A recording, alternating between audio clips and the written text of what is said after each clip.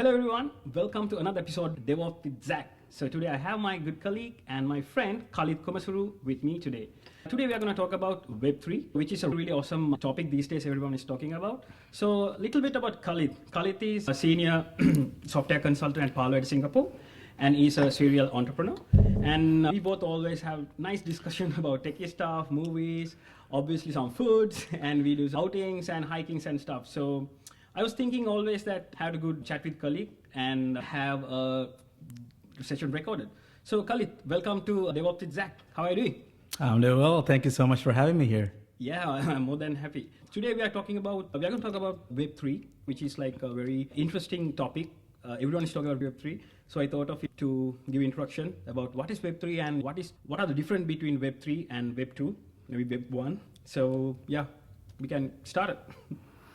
All right. So let me start with a question. I know you collect a bunch of gaming collectibles, a ton of those magic cards and things like that. Money. Absolutely. How would you think if you can buy M virtual? You mean the collectible and the cards, virtual? Yeah. I would say I'll be more than happy, and my wife too, because my room is pretty much stuffed with those stuff.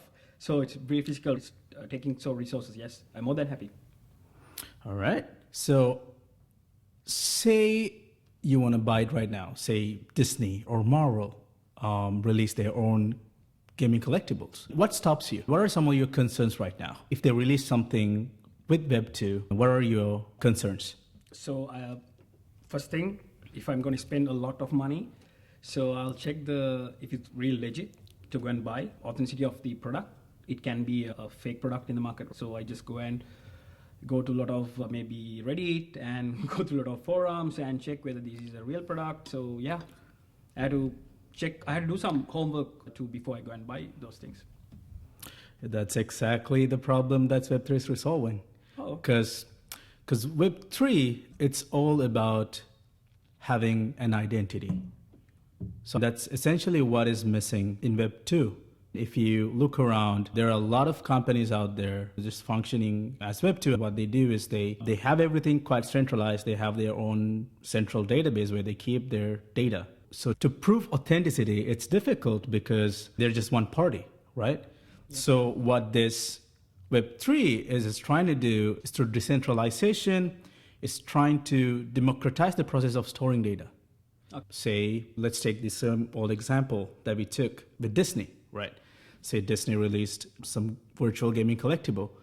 With blockchain, you can trace the entire history from the creation time, who it actually transferred, and all that track record. So the previous owners even? Absolutely, yeah. And from there, you can see the history and the prices that it's been sold to. So you have that authenticity. So that's the essential problem that Web3 is solving. There's a bunch of other use cases which will take so much time, but I think to summarize the entire concept, it's about having a digital identity, and verifiable digital identity. Yes. So this thing going to be a solution for the people like us, especially the geeks. A lot of into those who are collecting stuff. Yes. Okay. If I ask you something, for example, the Disney, so they are giving some kind of serial code or certificate to authenticate that this is our product. So it's available in Web2. Yeah. So the current version of Web3 isn't really Web3. Okay. Even though people like to call it, it's not really Web3. So because there's so much data that lives outside the chain. Okay. So that this is not inclusive of all the projects I'm talking about, but probably at least 95 to 99% of the projects are 2.5. Really? There's majority of the logic that sits outside from the blockchain, and where you have such a tiny business logic lives in blockchain. Yeah, right now, the traveling mechanism is, of course, Web2. But when it comes to Web3, it's going to be the real form of Web3 is going to be on the blockchain, pretty much. Okay. Yeah. Let's talk about, so you're a software engineer. So what I do, I enable DevOps, right? So we both kind of work together. What are the potential things for a software engineer? So let's assume that we are going to build a Web3 application for another, maybe a marketplace or something like that. So is there anything like a rocket science that you have to learn something new, or just any tools already exist in the industry that you can easily catch up and you can learn yourself? Yeah, there's no rocket science. Yeah, especially at our line of business, it's all about having that strength to research and learn. Yeah. So it pretty much applies here as well. When you think about the DevOps side of things, of course, it goes as pretty usual because, I mean, it's an extremely fast area. I mean, you see projects popping out here and there for like within a number of days. So like projects popping out quite fast. So speed is quite the moat. Yes. With Web3. In order to have the speed, you need to be able to have enough resources to back that, to be able to, from the place of like when you like do things on locally, like from there to get it out, you need to deploy to some kind of a cloud. So you need to think of your DevOps strategy right at this, just all the other projects. It's the best time to do, like best time to think of DevOps is right at the start. That's what I traditionally do, like before even I start coding anything at all. What I do is I just coming up with the scaffold and then get the CI/CD set up, and then like you basically develop it from there. So it's not like you sit somewhere and code for months and then think of DevOps. That's not how it's gonna be, because if you go on like that, you're gonna lose because it's extremely fast. Projects popping out. So think of DevOps first. Get your pipeline set up and all that from the get-go and start developing your application. Yes, so I totally agree with that. So in DevOps, we are saying that our main purpose is deliver the product in high velocity to the market. It can be any kind of product because your competitors are there. So if you're not taking the head first, so you may lose in the industry. So I totally agree with that. So when you're talking about technology, yes, we're talking about CI/CD. Maybe the pipeline can be scanned. We use the security scans to check the vulnerabilities and the delivery. Then we talk about the CD part and the deployment. So many methods are there. So when we're talking about Web3, are the same stack that we are going to use? For example, if it can be a serverless infrastructure, it can be a containerized platform. Maybe we can, in containerized, we can deploy in Kubernetes. When you talk about cloud native, these tools, right? It is really cloud natively helpful to, like you said, the delivery of project to the industry in DevOps in overall, or else are you expecting more tools, something like new tools to do it very fast? Sure. Yeah, I think like with the Web2 aspect of it, right? I mean, Web3 is of course an inclusion of Web2. Yeah. The Web2 aspect of it, getting out your React project and all the other elements, just as I said before, right? There's a bunch of data that sits outside the chain. So for those data, you're going to have a database. It's going to be like just as an old project. So for those stuff, with the nature of these projects, that totally would depend on it. Let's say some NFT project, right? If you can build up your audience like beforehand, you can get an idea of what to expect, how this traffic is going to be like. But if it's something that you plan on, that say like you're building something groundbreaking, right? Of course, there's going to be traction. So if that's the case, I would, for the non-blockchain related part of the application, I would suggest go with containerization rather than serverless, because then you get more visibility. These things that there was a couple of times that there's this project called Cool Cats, it broke their website quite a number of times. They couldn't host their minting event. That kind of gotten delayed over 2 to 3 weeks. So if something like that happens, some actually do it as a bit of a marketing campaign as well, saying we got so much traction. But behind the scene, if your platform actually broken because of something related to your servers, of your infrastructure, then the credibility goes down. Yes, true. Yeah, because this is an environment, credibility is massively needed. And it impacts the business as well. Absolutely. And in the process, it could even delay like minting process, and at the same time, interested parties may lose, and there's so much could happen. It's really important that you have visibility. That's the only reason I don't suggest serverless going into areas where it involves massive spiking. So sudden spikes, right? Yeah, that's what I would recommend. Just go with all, containerization, because you get better visibility. And from the blockchain side of things, there's this development tool called Alchemy. Alchemy. Yeah, that is something that we traditionally use these days to develop on Ethereum. And they are constantly evolving right now. I think they're claiming to be the AWS of blockchain. Oh, really? Yeah. Wow. So I think from probably within the next couple of months, we'll see more people using it. It was actually quite restrictive beta that they had till quite recently, but they have finally opened for people like us to use. Yeah. If there's somebody who's in blockchain development, I do recommend go check them out. There's so much cool things happening there. Yeah. Yeah, I can understand that the fact that, yes, this channel, it names DevOps, but we do talk about other related things as well. But today I mainly want to talk about the what's Web3, yes, and how the DevOps can involve.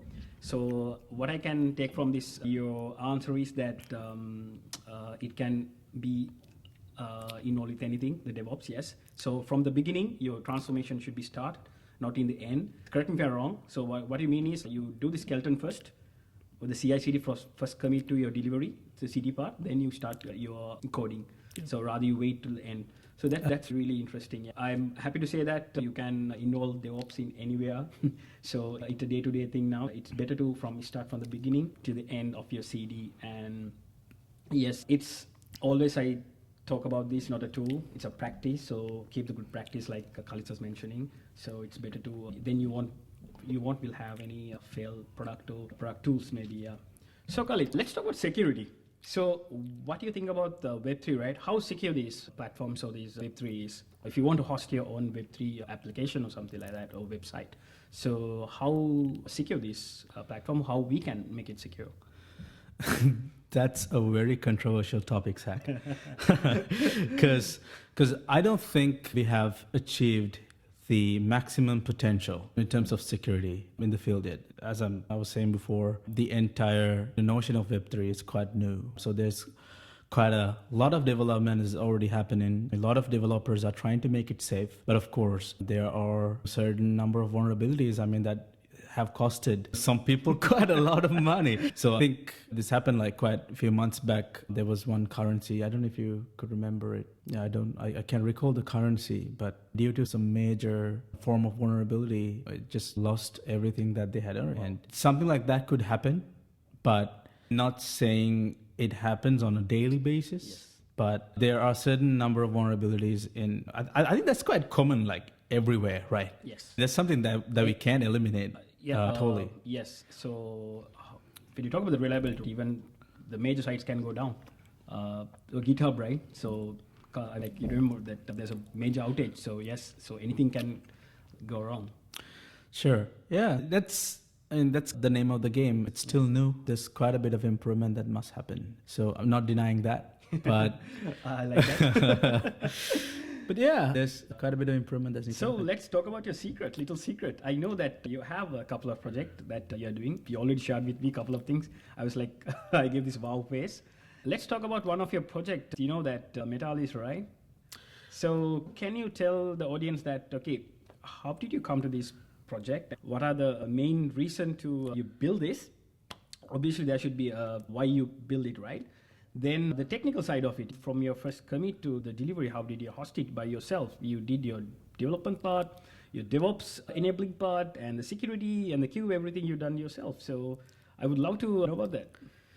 Yeah. As soon as I heard the notion of things about decentralization, right? And I was fascinated by the entire notion, by the way. So I was just trying out different things. At the first go, I didn't understand shit. Everything was like, people were saying mint and blockchain, pushing transactions and things like that. That all sounded like very geek to me at the time.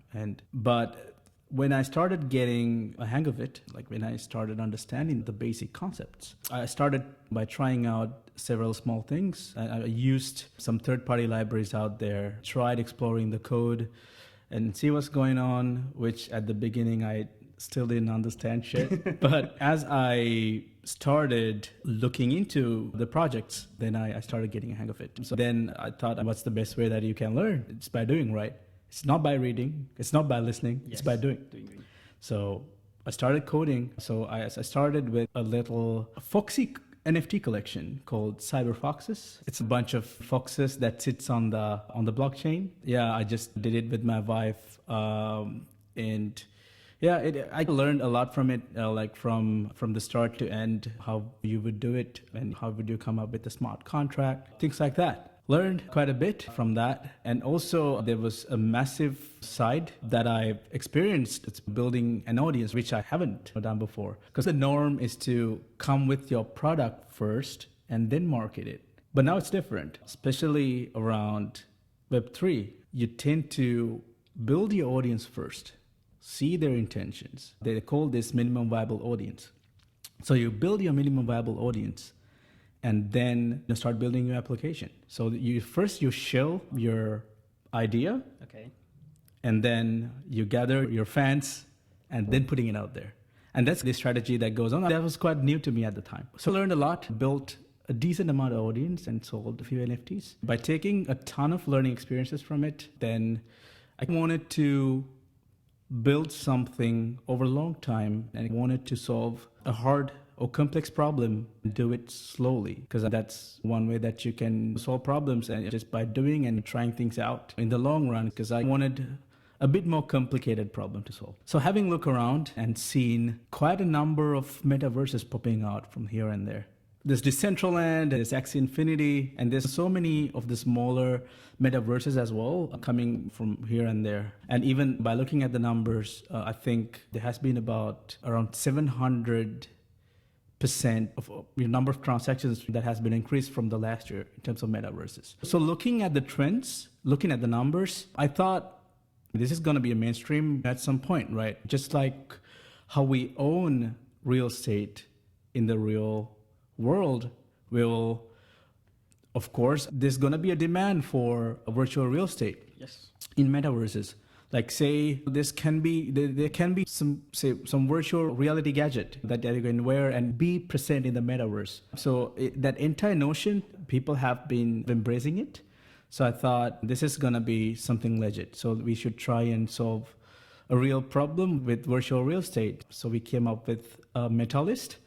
So Metalist is a virtual real estate listing aggregator.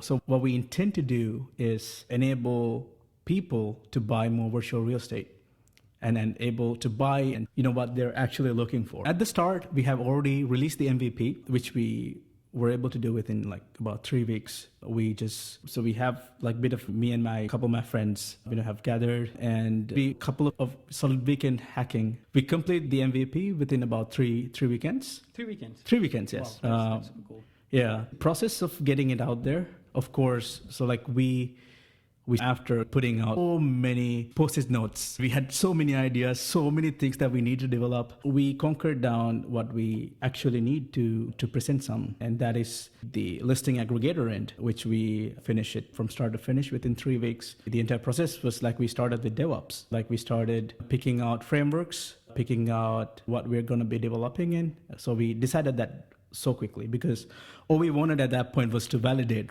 whether if it's shit or it's going to go somewhere. Other than that, there's no point of you developing something for 3 months, with something that no one's going to use. Yeah. So started with DevOps, selected frameworks, and in terms of the tools for the front end, we use this framework called Remix. Okay. It's actually a quite new framework. Honestly, the reason why we went with it is we just wanted to try it out, and we've been hearing so many good stories about Remix and being efficient in server-side rendering side of things. So we picked that as the front-end framework. And for the back-end, we actually went with serverless, which was a learning point for us. It wasn't the ideal use case for it, to be honest. But later we converted it we actually containerized it. And so this is what you learned from the previous conversation we had, that you were telling, okay, serverless is not going for these sun spikes and stuff, right?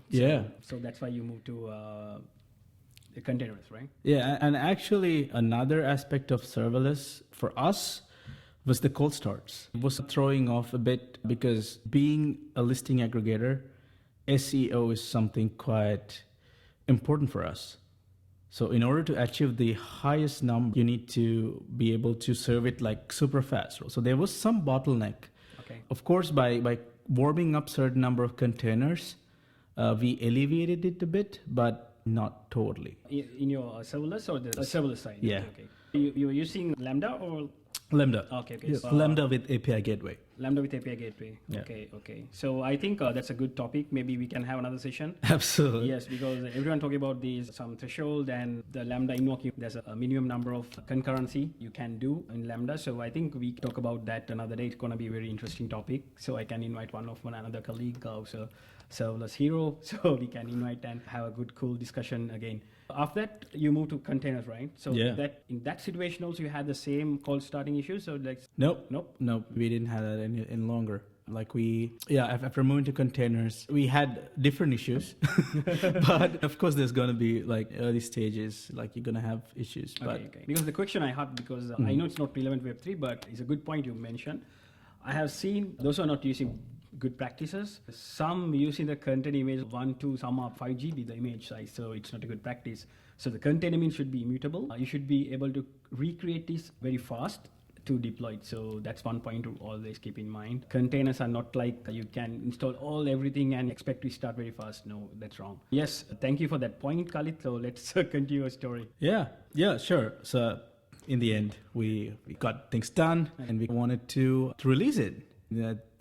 And we were wondering what are the means of marketing that we can do. And we didn't want to spend so much, because the real reason why we came up with Metalist is to enable people to buy more virtual land.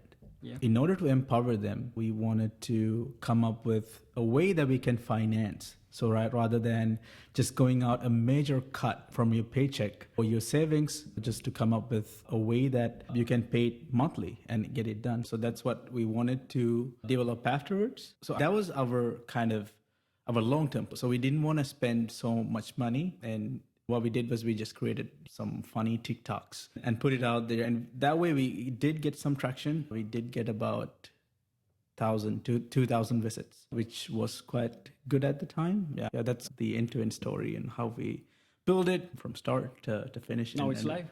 Now it's live. Okay. So later we can put all the links in the description. So absolutely. Everyone going can check, right? Yes.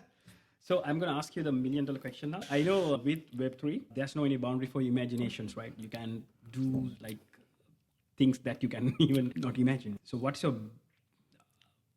as a developer, as software engineer in this Web3, what do you think, like any imagination that you want to do, make it happen to this Web3 industry?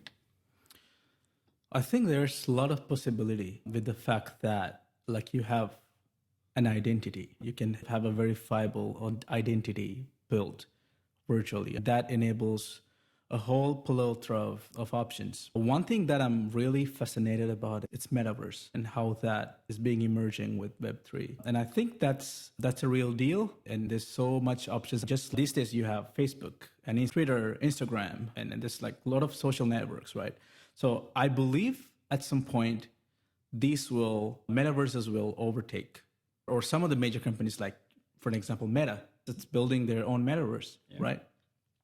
So there's quite a lot of opportunity in the metaverse front, which I'm really excited about. And there's quite a lot of the mixed reality tech that's being emerging, which excites quite a number of people. Just imagine there's some cool headset that you can wear and be present and just have a virtual coffee or virtual beer with your friends, just at the comfort at home.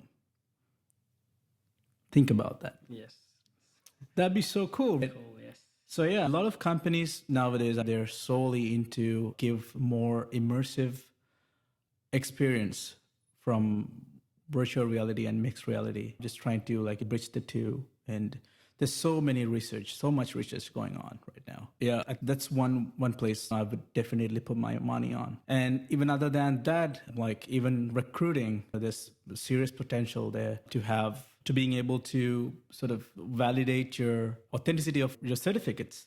I mean, just not something that you just put it on LinkedIn. It's going to be like, say, an NFT.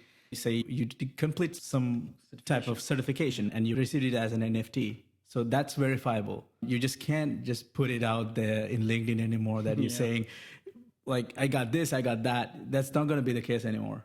In the future, it's going to be you have wallet, and in the wallet, you have that NFT that you gotten as a certificate. When you connect the wallet, then it will get it.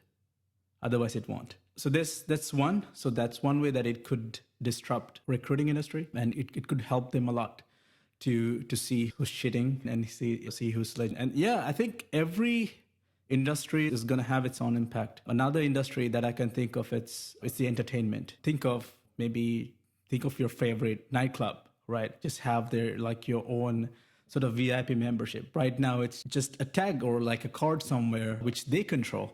Say you have it as an NFT and you can resell it when you don't need it. Yes. So then it becomes in a way an asset. If that's something quite rare, say for a certain exclusive club, you only can accept a certain number of people, say 10 people, and then you're going to issue 10 NFTs. And when you don't need that, you can resell it. How cool would be that? And you have a record also, right? So yeah, second user, the third user, the fourth user, so go on, it's never ending. There's so many options, man. I'm just fascinated about this. I think within coming years, there's going to be more and more use cases coming up. I know there's quite a bit of noise about this is being a fad and then not something it's not going to be there within 5-10 years. I think there's a lot of noise coming from in terms of energy efficiencies and stuff, which the developers are massively working on it right now to make it efficient. I think it's still early stage. Please give them some time to make things more efficient. I think it's going to help us in the future.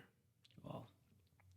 So today we learned a lot about this, the metaverse, so many new things. It's pretty fascinating, huh? So I was imagining a few things while you're saying about these things. Okay, I could have done this, I could have done that. So the industry is there, so you can go and try. So Kalith mentioned later, I'll put all the links and related resources you can learn. And if any questions, you can ask. So Kalith will be more than happy to answer your questions later.